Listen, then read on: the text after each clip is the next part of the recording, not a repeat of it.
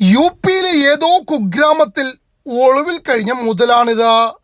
പക്ഷെ Palakkad cyber police ആളിനെ പുഷ്പം പോലെ അങ്ങ് പൊക്കി.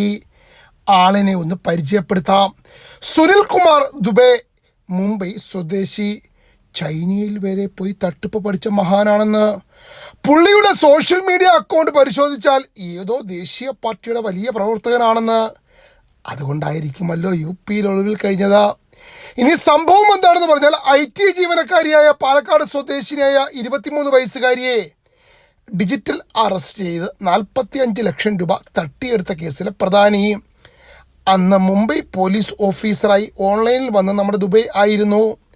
14 സംസ്ഥാനങ്ങളിലായി തട്ടിപ്പ് നടത്തിയതിന് നിലവിൽ നമ്മുടെ ആശാനെതിരെ കേസുണ്ട്.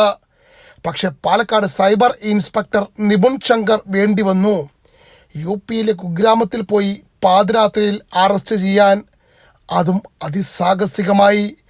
യു പി പോലീസ് പോലും അറിഞ്ഞില്ല.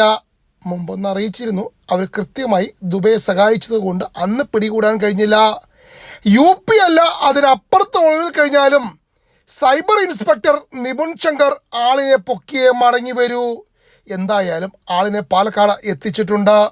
അതായത് സൈബർ തട്ടിപ്പിൻ്റെ തല അകത്തായി എന്ന് ചുരുക്കം.